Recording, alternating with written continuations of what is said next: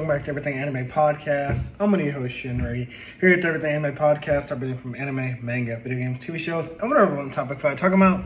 Today's video is on Tokyo Ghoul chapters 5 through 9. Now, where we last left off, Kaneki got saved by another ghoul who actually wasn't even trying to save him. He was just like clearing out the ghouls that were in his feeding ground, or as he called it, his territory, and Kaneki just happened to be there. So Kaneki got saved by random chance. And so Kaneki's like pleading his case. This is the same ghoul that was like at the store that showed him all these different brands of coffee. He was like, oh yeah, try this one, try that one. I don't know why. I think I called him a librarian in the first chapter, but that's because I'm not watching the anime. I'm reading the manga. I want to get a little bit further in the manga, then I'll go watch the anime of it. But yeah, I'm really enjoying it. But anyways, Kaneki's like, oh, I didn't mean to step in your territory. I didn't know that guy was a ghoul. I didn't know you were a ghoul. I'll just go my own way. And the ghoul's like, you ain't going nowhere. Like, I don't care if you was here by accident. I don't care if you was just passing through. He uses this weird analogy of like, say like, you walked in on your girlfriend. I think she's like, not even naked, like your girlfriend in bed sleeping, and there's a guy on the floor next to her. He's like, are you going to assume that, like, are you just going to, and the guy wakes up first, and the guy's like, oh, I didn't do anything. Are you going to believe the guy, or are you going to just kick his ass because you think he fucked your girlfriend? And he's like, yeah, he's like, I would kick that guy's ass regardless. And since he's a ghoul, he says, I'll kill him anyway. And that's like a weird analogy. Like, I get what you're saying, like, well, for me, I'm gay, so my boyfriend was on the bed sleeping, and there's a guy in the room. I don't go, well, my ex-boyfriend, he don't like to sleep alone, so there'd be probably someone sleeping in his bed, but yeah, I would assume they fucked, and I would want to kill that guy too. But I get that analogy. It's just kind of weird and funny when I was reading down the plane. We didn't learn this guy's name is Nishiki, and the girl who helped him before is named Takuya, or I might be saying those names wrong. But Takuya shows up, and she's there to help Kaneki because he obviously can't fight Nishiki. So they begin to battle over territories because this territory that they're in was previously owned by Rise, and we know that Rise died chasing down Kaneki when these like pillars or something impaled her or fell on top of her, and that's when Kaneki got implanted with her demon organs. And so, because she's dead, Nishiki moved into her territory. He's like, oh, well, this territory is up for grabs. Rise is gone. And Takuya's like, oh, you think because Rise is dead, like, this is your territory? She's like, that ain't how it's happening. Nishiki loses the initial bout and runs off. Though it seems like from the small panel, it was hard to tell that he ran away. But the more I kept reading and he wasn't in the panel, it was clear that, he lost to Takuya. She kicked his ass and he ran off a little bitch with his tail between his legs. Which I don't blame him. Still not saying like a powers kind of thing. I know later they reference something about scythes and like some kind of ability. Like, in Demon Slayer's Demon Arts, and Bleach it's like Bankai's, and Lemire Zord, and Naruto it's Jutsus, and One Piece it's Devil Fruits. I'm still waiting to see what their powers are in here. I know they have something, but I just haven't gotten it down what it's called yet. She calls Kaneki a weakling because she can tell that he hasn't eaten any human flesh this entire time. She's like, the reason why you're so weak, the reason why you're getting your ass whooped is because you're not eating human flesh. You're a ghoul now. You have to eat human flesh. And it's given the Vampire Diaries when Damon drinks human blood, so he has like all these abilities. He can create smoke, fog, he can turn into like a crow. Whereas like Stefan, because he only drank animal blood, like he was way weaker than Damon, so Damon could always overpower his brother. I know what you're doing, Damon. It's not gonna work. Yeah, come on. Don't you crave a little? Stop. Let's do it. Together. I saw a couple girls out there. Let's just cut to the chase. Let's just go straight for Elena. Stop it! Imagine what her blood tastes like. I can't. I said stop!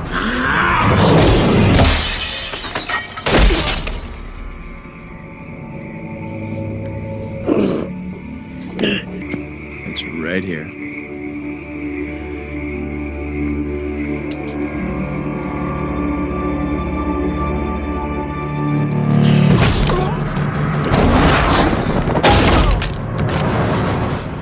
You should know better than to think you're stronger than me.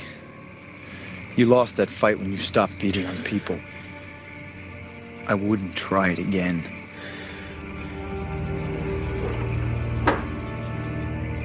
I think we woke Zach up. Sorry, Zach.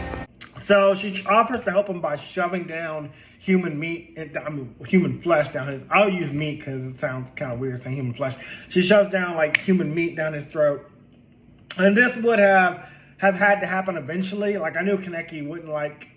I didn't know if Kaneki would like lose control and eat his first human, or if like circumstance would like force him to eat human flesh and he would like human meat and he would like lose control.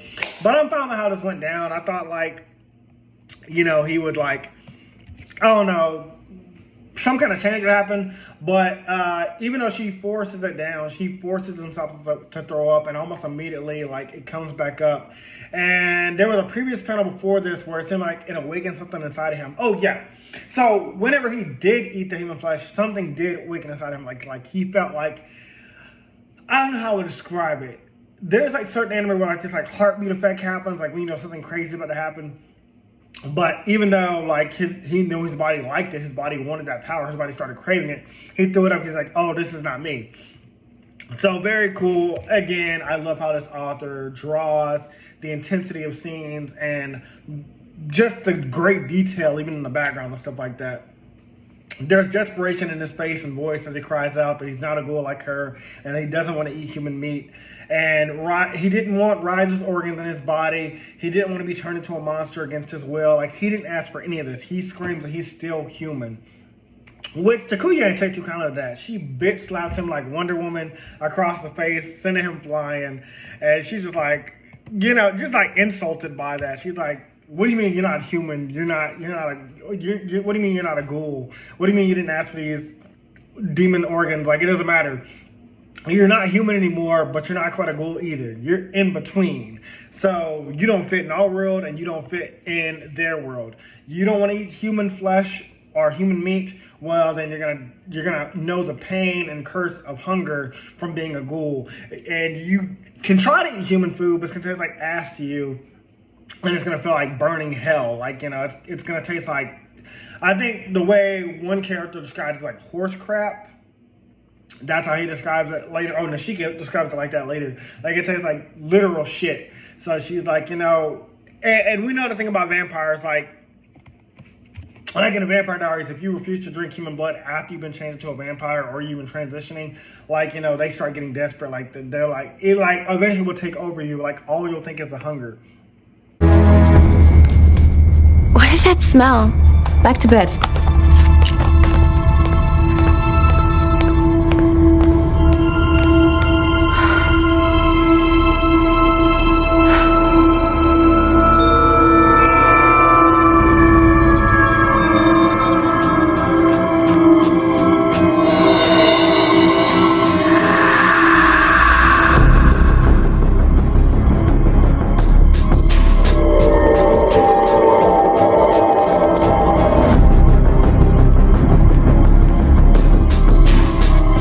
Doing in here?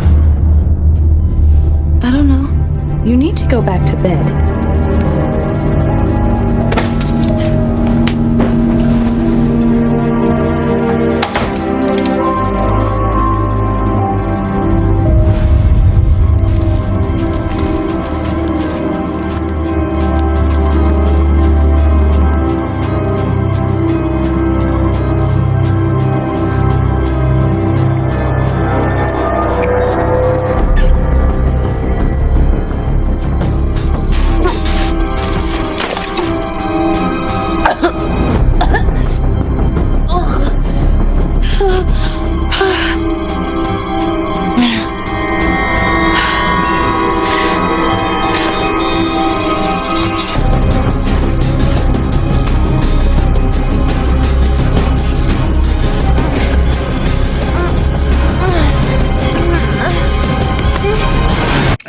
We do get something about that later.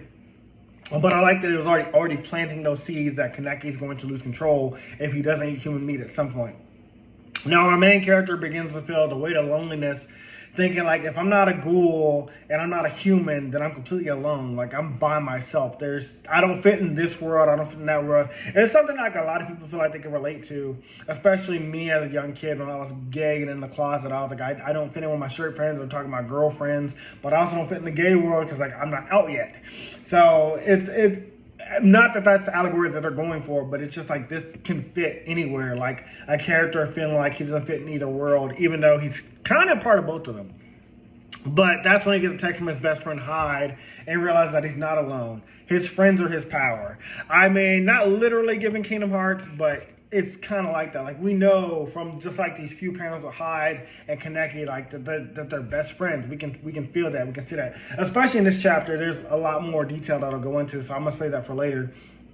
But yeah, this bond he has with Hyde, he's like, I'm not alone. You know, I might be like half ghoul, half human, but I'm not completely alone. I still have my friends. Which we don't see his mother or father in this. I think he's a high schooler.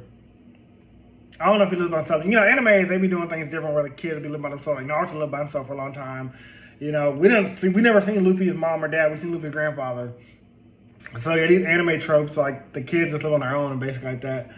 But he goes on to explain like the bandage. Oh, this goes on to explain the bandage he wears over his eye. It's to hide his demon eye, because like something about like the next day at when he's going to school, he like has his eye covered up, and I remember like what I knew about Tokyo Ghoul was that like his eyes like covered. That's all I knew. I don't know why I'm thinking about Black Butler. I think Black Butler does the same thing. Maybe I'm confusing the two, because I think Black Butler, he covers his eye as well because the contract's in his eye. But it was something I knew about this anime before getting super deep into it. Well, this is my first time actually getting into it. I watched, like I said, the first episode a long time ago, and I just kind of zoned out after the first episode. The following day, he meets up with his friend Hyde, who just naturally, knowing his friend, can tell something's off about him. And he says he doesn't look good. He doesn't look so hot. He can tell, like, he hasn't been eating. And I was like, if he only knew. But that's when we get more detail about this, like, you know, Hyde and Kaneki's relationship is like this, like they know each other so well. It's like Kenro and Genro from Dr. Stone, like how we barely have had a lot of scenes of Kenro and Genro together, but the scenes we do have, you can tell they have like this strong sense of friendship and bond, like they've known each other for a long time. And it also makes us feel like we've known these characters for a long time. So like, I like that even though Hyde doesn't know his friend's a ghoul, he's like, I can tell you haven't been eating, I can tell you're not taking care of yourself. And I'm like, is Hyde gonna figure out one day that Kaneki is like part ghoul, or is Hyde gonna become a ghoul? You know, or maybe it'll do the Shaman King thing where, like, you know, I forgot the name of the human character that travels with Yo all the time but you know how he wanted to become a shaman, but like that never happened in the entire series. He stayed a human that just followed Yo around. We also then learn that the demon Nishiki who attacked Kaneki and gave them a copy is also a student at this academy. So he's posing around as a student. Well, I mean, all the ghouls are kind of posing around. I think the first Rise, I don't think she was a student. She was just like at the cafe. Tokuya, they passed her in the street. So yeah, this is actually the first demon, or first ghoul that we've seen at the school. It's an awkward meeting for sure, because Nishiki plays out that he doesn't even know who Kaneki is. Like, he just doesn't even acknowledge him at first. He's like talking to Hyde directly. So we can tell that Hyde and Nishiki have some form of connection, some form of friendship. Or it might be Nishishio. Why am I thinking Nishiki? It's either Nishikio or Nishishi. Either one. I'm just going to call him Nishikio, because that's what I'm thinking his name is, but it might be Nishishio. So if I'm saying it wrong, again, correct me in the comments, but I'm not watching the anime just yet. This is just like me when I started Dr. Stone. I was mispronouncing names, I'm sure. So Hyde was meeting up with him because they joined a school committee. And Nishi seems to be a part of that. He convinces Hyde to like come to his house because there's some kind of like CD or DVD they need. And so he's like, oh yeah, Hyde, you know, you can come to my house, I give you the DVD. And like, obviously we know that Nishi's a demon, so we're like, we can't let Hyde go with him, even if he knows Hyde as a friend, even if he's pretending and posing to be a friend. Like, Kaneki knows that you're a ghoul. You might try to kill him at some point. So I figured, like, actually this would be some kind of test. Like, he's like, maybe Kaneki is a ghoul that's trying to eat Hyde, and like he's been wanting to eat Hyde. So he's like, you know, I'll kill two birds with one stone. I'll lure Hyde back to my house, and you know, obviously Kaneki is gonna come with them, and then I can kill him for you know, because he's obviously weaker than me. Like, Takuya saved him last night, kill him, and then I'll kill Hyde. Obviously, you know, 2 birds, 1 stone, no big deal to me. Humans go missing all the time in this world, apparently, because like as I said on the first chapter on the news, like ghouls are known. Ghouls, it's like a thing. It's not weird to say that ghouls are killing people in this world. We also learned that Nishio is great at deception, as unlike Kaneki, he somehow learned to stomach human food. Like he at one point, like he's just like they stopped by like I want to say one of those like food trucks or something like that, and he orders something, he like eats it in front of Kaneki, and Kaneki's like, how the heck did that guy eat that? He's like impressed by this. And and even though he like didn't ever know about ghouls before, he's kind of stumbled into this world, even if by accident. And he's like, if there's any more like Nishishio out there that like can pose as human, that go to school, obviously ghouls aren't affected by sunlight, they're not like demons and Demon Slayer, you know, if they can, or vampires in the Vampire Diaries and need like daylight rings, like he would never know. No one would ever know if they've encountered a ghoul or not, because they can just blend in like this, especially if they can eat human food. Because that's one of the things that they talked about the first chapter is like, you know, ghouls can't stomach human food. Or I think the first 4 chapters talked about that, because when Kaneki became a demon, we found out demons can't stomach human food. And so, like I guess Nishishio uses this opportunity to lure them into an alley where he plans to kill Hyde and and Kaneki. And I was like, this is either like his feeding ground, or like, you know, this is just like an alley. Like, you know, ghouls kill people in alleys all the time. People have gone disappearing in these alleys. So he's like, no big deal. I can kill y'all out here. No other humans around. No one's going to see this. But Hyde won't learn the truth that easily, because Nishio knocks him out almost immediately with a kick, which I kind of expected. I was like, this can't be where, like, you know, Hyde figures it out. But I was like, this might be where, like, Hyde's in danger, and then Kaneki's going to get, like, some kind of superpowers, and get some kind of amp. Like, he's like, I got to protect my friend, or something like that. But he did not Hyde out to spare him from the truth. This is where, yes, it's revealed that Hyde planned on, he did it. He knocked out Hyde to keep Kaneki from eating him first, because he believes that, like, or no, it was that he gets a thrill from killing people, eating people that, like, have learned to grow and trust him, and then like the shock of betrayal when you turn on them and want to eat them, like the fear in their eyes, the fear of the betrayal. It honestly is given, like, you know, like how every Scream movie, like the killer's like one of your best friends, and it's supposed to be like some kind of shocking twist. I mean, to us at this point, we're like numb to it, because we always know the killers are part of their friendship group, which, I mean, I got something to say about that. Okay, listen, everybody in Scream, off tangent, but on the same case. If you're in the Scream universe, and your friend group starts dying, and at this point you know the killer's among your friend group, cut off all your tall friends. I am waiting for the day that somebody in Scream is like 4 foot tall, and they've been wearing high platform boots to look 6 foot tall, because I'm like, obviously the killer is somebody tall, so just cut off all your tall friends, or cut off your friends, period, and then you'll stop dying. But yeah, that's what Nishishio gets a thrill out of. He gets a thrill out of killing people that have come to trust him, and then they realize he's a ghoul and he's going to eat them. Like, that's what gets him excited.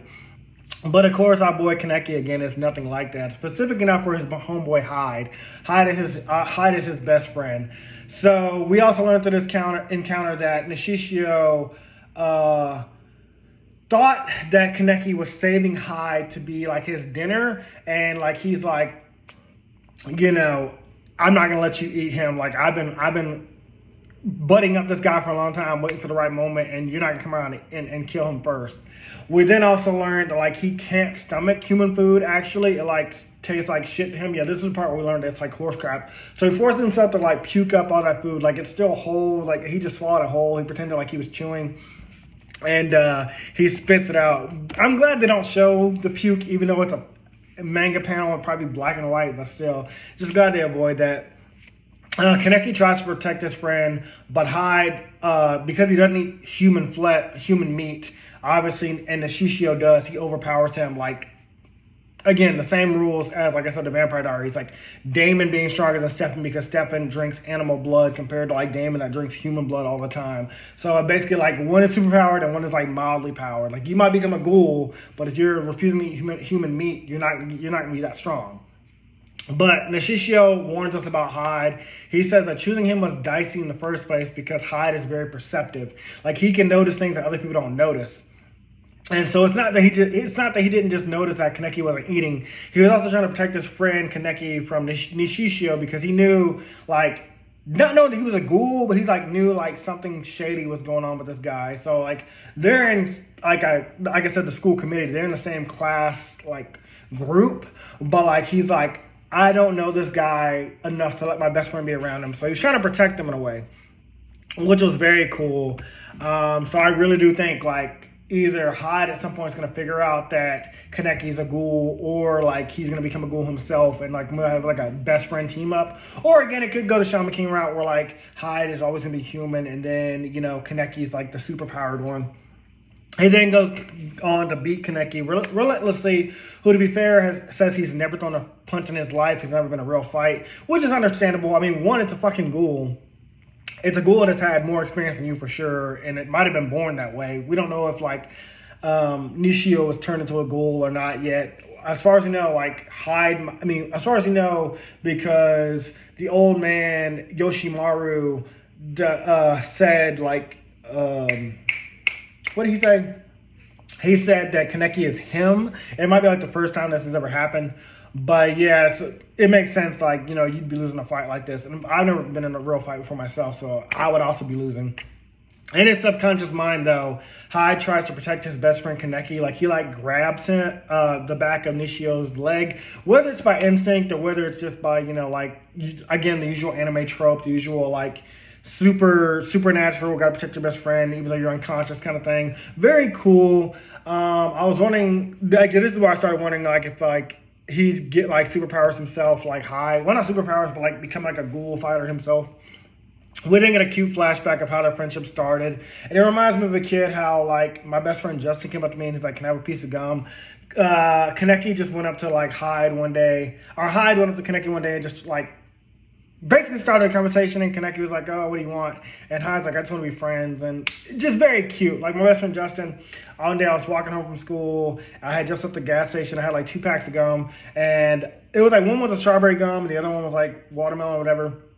But anyways, as I'm walking home, you know, Justin stops me and he's like, talks to me for a little bit. And he's like with 2 other people, like his siblings, his brother and sister, and like this other guy named Xavier. And I just like, at one point I was like, okay, he's done talking to me. So I start walking away. And he says to me, hey, can I have a piece of gum? And I just throw him a whole strawberry gum pack, the one I wanted. And like, that's our friendship. That's a joke that we have between us, is like, hey, can I have a piece of gum? Anytime we like stop talking or we don't talk for a long time. Because that's how we became friends. I shared my whole pack of gum with him. So very cool, very cute thing that we got to see. We get a one-page flashback to Takuya, who seems to be watching over these events like Rukia and Bleach. Like she noticed that Kaneki and Hyde were following Nishio, and like obviously she knows the day before, like, I just saved you from Nishio. Why are you going with that idiot again? Like, why are you going with him? You know he's a ghoul. So she's like, I just want to see what happens.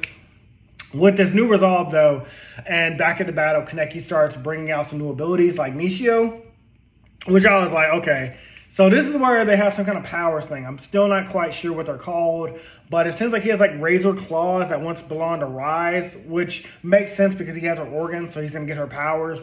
But it looks like giant scythes, like multiple sides, and he uses it to cut up Nishio.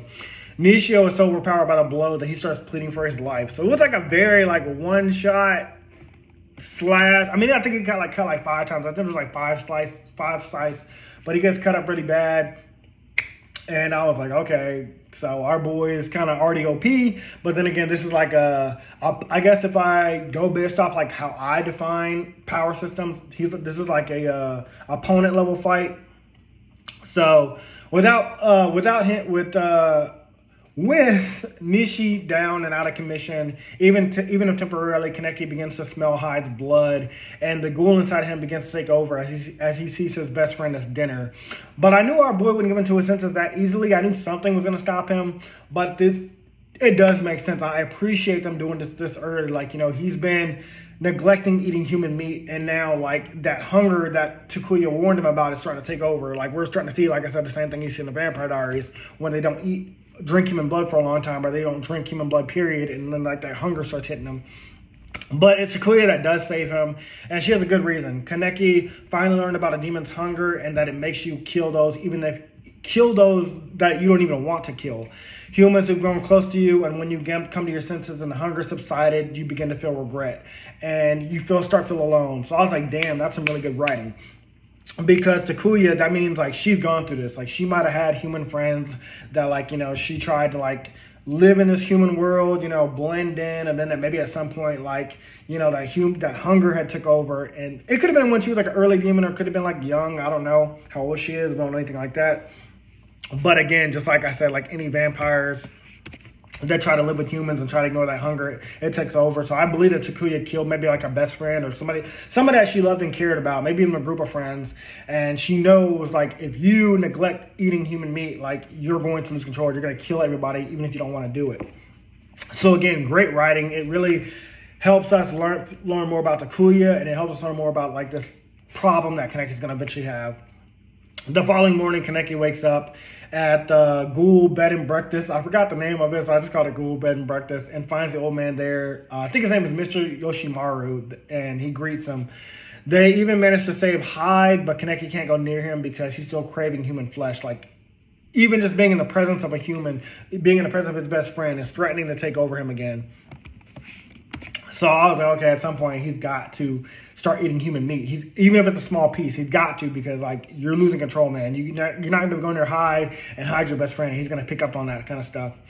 Kaneki realizes in this moment that he's truly alone. He can't live in the ghoul world because he refuses to eat humans. Worst of all, he'll kill his best friend. But he also can't live in the human world because he can't eat human food because it tastes like poop. It tastes like horse shit or horse crap, out of the words of Nishio. But this is where the old man, he really got respect for me in this one sentence.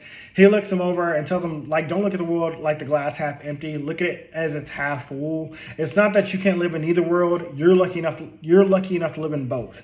Like, you can live as a human because you already know what it's like to be human. You know what it's like to eat human food. You know what you like as a human. You don't have to pretend to be human. Whereas in the ghoul world, you also, you know where we live at. You know, you can come get human meat. You know about, you're going to slowly learn to control your powers. You know about coffee to subside some of that hunger. So you get to live in the best of both worlds, which is kind of cool. Like, I really gained respect for this old man who I've only known for about 2 chapters max.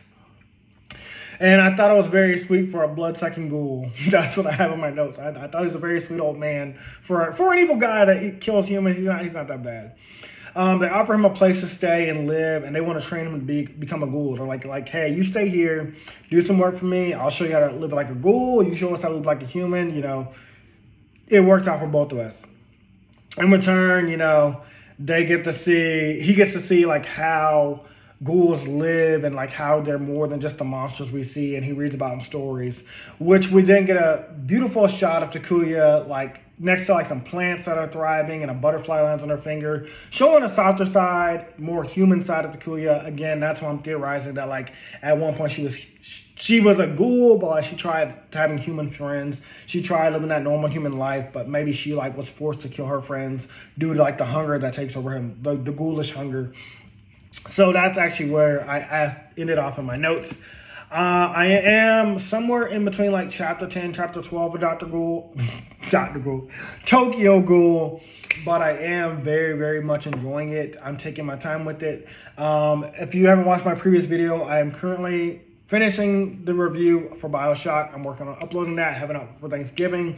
I've also finished Solo Leveling. I just have to finish the epilogue. It's 20 chapters, but from where I did end in Solo Leveling, it seemed like that's where the author passed away, and the epilogue might have been written by other writers, but I did enjoy all of Solo Leveling. After I finish the epilogue, I will probably talk about that, and I want to do it soon before I forget everything.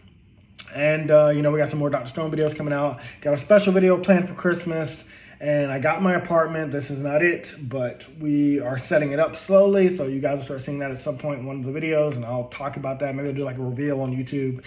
But yeah, that's pretty much it for this video. I don't want to drag this out for too long. It's already a pretty long video. So I'll leave you guys with this. I hope you guys have a great day, and I'll see you guys in the next one. Bye. Hey guys, this video was sponsored by me, the author of the Shinry series, the Chronicles of Wayne, and Monsterverse.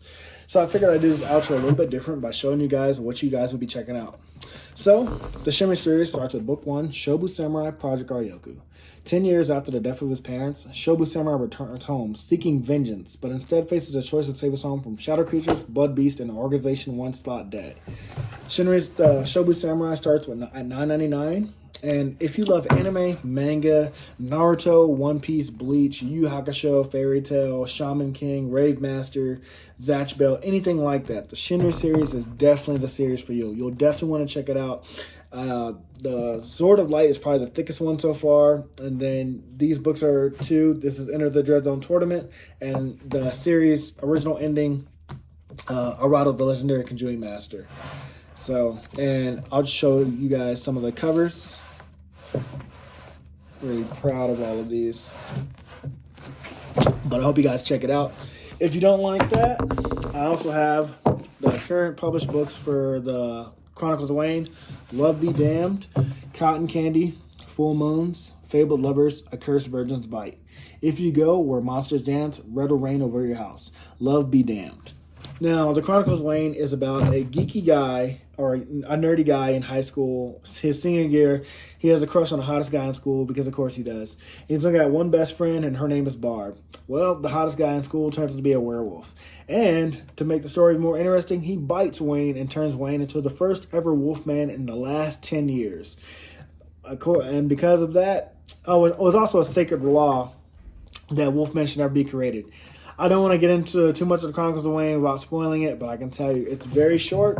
This one sells for $6.99, and Love Be Caged right after it. The ending of this trilogy, Love Be Liberated, comes out in October. So I'm going to definitely do a more full in-depth review of this one. But yeah, it's an LGBT fantasy fiction story about werewolves, vampires, white witches, a dark warlock, and, well, many, many more surprises to come. So if you guys like to read, I definitely recommend. These are all the books so far in the Shinry series, except for Shinry's Beginning. I do have that one, but it's just not here with me. But yeah, I appreciate a like, support, or just a review on Amazon. Either way, thank you guys for watching, and I hope you guys have a great day.